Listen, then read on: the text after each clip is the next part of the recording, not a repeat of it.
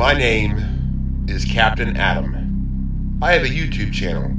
Its content consists of videos about VHS tapes, film documentaries, movie reviews, and all-around nostalgia retrospectives. But every now and again, I'll encounter a topic that does not fit into any of these categories. Topics that are too important to be ignored, least of all by me. Topics that do not fit into any of the color spectrums of black or white. Topics that are gray. And these topics are placed in the Gray Matter Files. Gray Matter Files.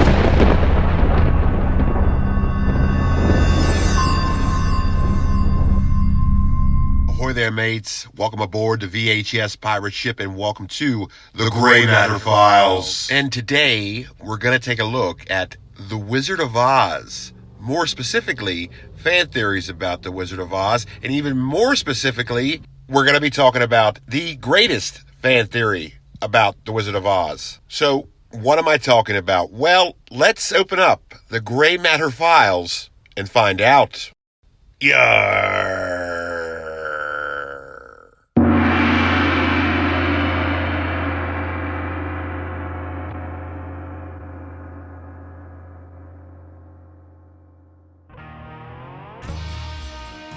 The Wizard of Oz. Greatest story of all time? Well, I'm sure some people think so. Most famous story of all time?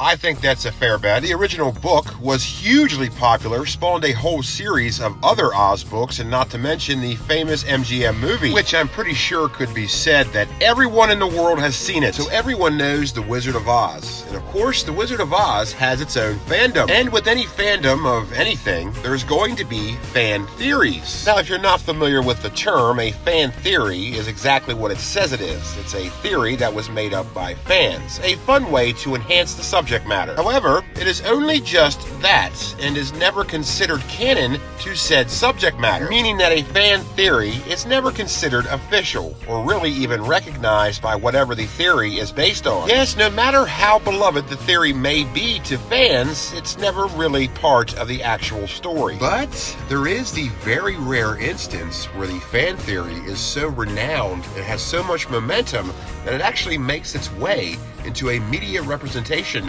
of the source material it's based on, such as making its way into a book or a movie. And as it turns out, The Wizard of Oz has such a fan theory. Now, what am I talking about? Well, that's a good question, because sometimes I wonder myself. It's a Wizard of Oz fan theory that actually has a lot of clout and no reason not to believe it. I'll explain it like this, and it all comes down to the Wizard of Oz movie. As you know, during her time in Oz, Dorothy encounters several characters that appear to be not only based on, but are also familiar physical representations of people she knows in real life. Yes, it was a very clever way for the film to really bring home the fact that this was all a dream, and a very entertaining one at that. So all the main characters she meets are based on people she knows in her real life, like the Scarecrow, the Tin Man, the Cowardly Lion, the Wicked Witch of the West, and even the Wizard himself is someone she knows in real life. But there is one main character that appears to not have a reality-based familiar, and that is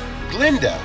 Who the hell is Glinda supposed to be? So if the formula for the film is basing the main characters on people Dorothy knows in real life, then who is Glinda supposed to be? I mean, Glinda is a pretty damn main character in the film. Yeah, Dorothy would not have gotten very far if it wasn't for Glinda. So to say that Glinda isn't based on anyone in Dorothy's life like the rest of the main characters are, I just think is a little suspect. And if you say that, then you're alleging that Glinda is not a main character when she clearly is. And this negligence of storytelling in the film did not set well with a lot of fans. And this dereliction of screenwriting would be stewed upon for a long time, and the fans would come up with a fan theory that would explain away this discrepancy. And this all begins with Dorothy herself. As we know, she is in the care of her Uncle Henry and Auntie Em, who are her legal guardians. But other than that, we do not know much about Dorothy's backstory.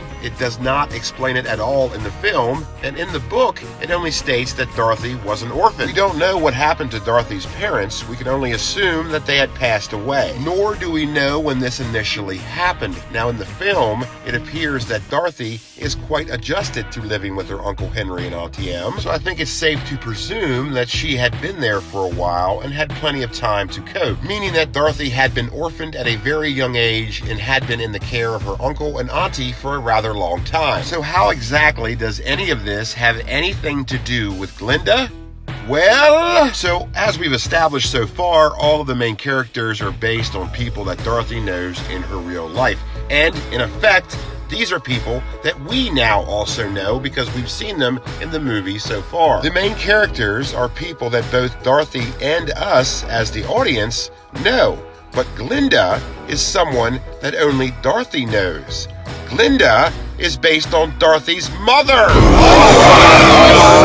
Holy shit, dude! Yes, it is a popular belief and what would be the greatest fan theory of all time that Dorothy's mother is the reality-based counterpart to Glinda, the Good Witch. And as I had mentioned earlier, fan theories are seldom recognized by the source material, but sometimes, just sometimes, they are. And this is one of those times. And in fact, I was very surprised to see this fan theory included in one of the more recent incarnations of The Wizard of Oz on film, Oz, Great and Powerful, which was released in theaters March 8th, 2013. And I had only just recently watched this movie because I had assumed that it was just another example of early to mid-2000s shitty filmmaking. So I had always been reluctant to watch this movie, thinking it was only just gaudy CGI flashy shit. And though it does contain some of those aspects, it's actually not all that bad, and I was rather surprised. But I must say that I'm simply not a fan of the overacting of Mila Kunis. Geez, lady, can you take it down a couple notches? Man. But given the presumptions I had about this movie, it's actually surprisingly enjoyable. And I certainly was not expecting the whole Glinda is Dorothy's mother thing to be recognized in this film. But it is. And only for a very subtle part, so if you're not paying attention, you'll miss it. It's in the beginning of the film, where the main character, Oscar, is talking to a woman named Annie. Now, she is a very minor character in the film, but given the conversation and the chemistry between the two, it is inferred that she was an old flame of Oscar's that, for whatever reason, didn't work out. And during this conversation between the two, Annie explains to Oscar that she is leaving to marry a fellow named John Gale. And of course, Gale is Dorothy's last name, which means that Annie will eventually become Dorothy's ill-fated mother. Okay, so big deal, right? This doesn't prove that the fan theory was included in this movie. Well, you're wrong. You see, this film implements the same formula that the MGM Wizard of Oz movie did by making the characters in Oz based on characters in real life. Just like all the characters that Dorothy encountered in Oz were based on people in her real life, the same goes for Oscar's experiences in Oz, wherein there is a reality-based counterpart to the characters he meets. Now, the same is not true for all of the characters he meets in Oz, but it is true for Glinda, who is featured in this movie and is once again a very main character. And just who exactly is the reality-based counterpart for Glinda? Well, none other than Annie herself, fleshing out and further establishing the fact that Glinda is Dorothy Gale's mother, and this film cemented this fan theory into history. So now I ask you, what do you think? Do you think that Glinda is Dorothy Gale's mother? Have you heard this fan theory before? Or have I just blown your mind? Blown your mind! Well, why don't you regain your brain and let me know in the comments below. So thank you very much for watching. I hope you enjoyed the show. Be sure to hit subscribe and share this shit, and take care out there.